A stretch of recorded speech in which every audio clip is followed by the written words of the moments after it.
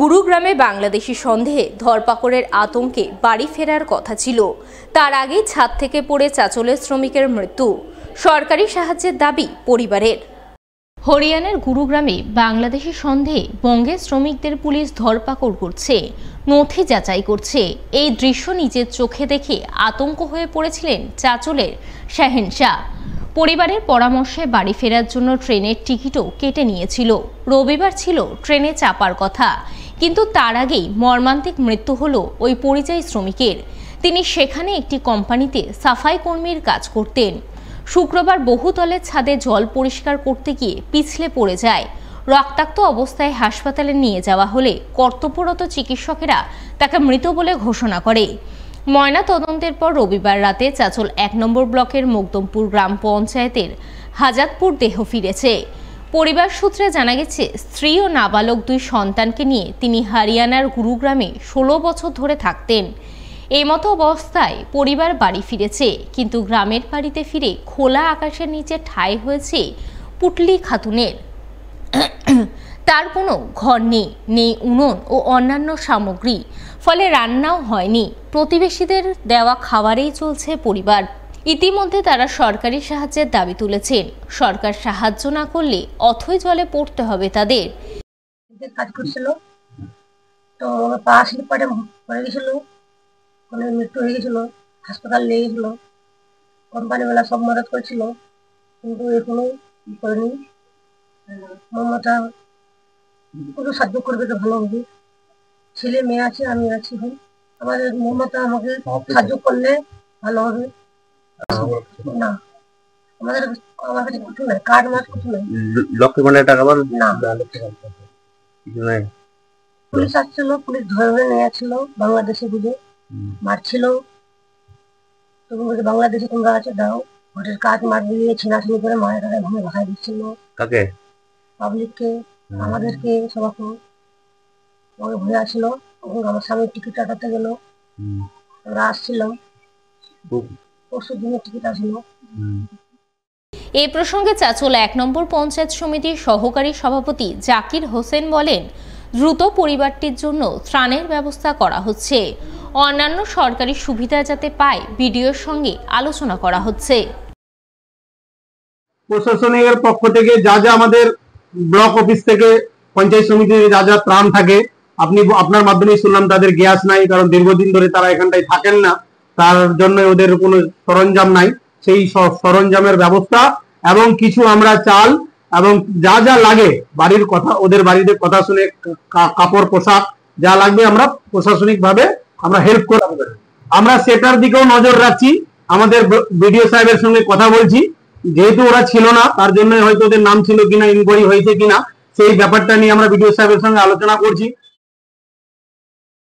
এক অজ্ঞাত বৃদ্ধ মহিলার ফুলহার নদী থেকে পচা গলা দেহ উদ্ধার।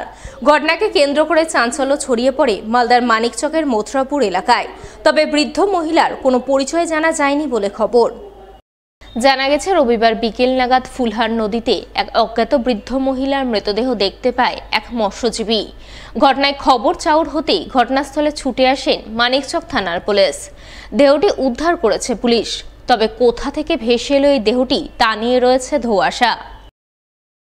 মাছ ধরছিলাম কি না, তো ওই ৪০-৪৫ বছরের মানে মেয়ে ছেলে আছে, দেখলাম হাল্লা হলো, পুলিশ আসলো, উঠিয়ে দিলাম, উঠিয়ে ডেনে এনে দিলাম। নাজুক হয়ে গিয়েছে, একদম খুব পচে গিয়েছে বেশিরভাগে। হ্যাঁ,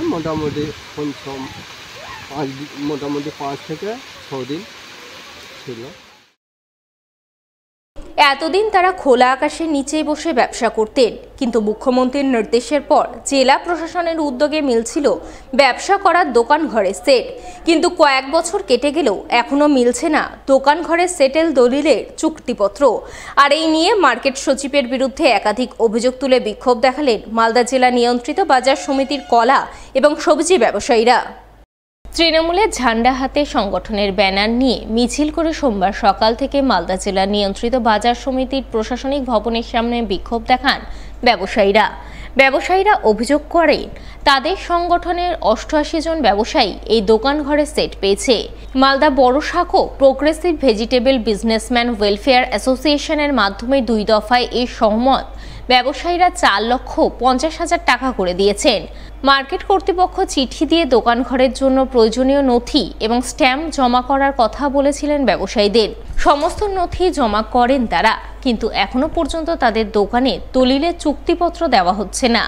মালদা জেলা নিয়ন্ত্রিত বাজার সমিতির সচিব তাদের সেই চুক্তিপত্র দিচ্ছে না, তাই তারা মার্কেট সচিবের বিরুদ্ধে একাধিক বেনিয়মের অভিযোগ তুলে বিক্ষোভ দেখাচ্ছেন। আমাদের দাবি দেওয়া হলো যে আমাদের অনেকদিন হয়ে গেল, বিগত প্রায় 4 বছর এখন পর্যন্ত ডিট পাইনি।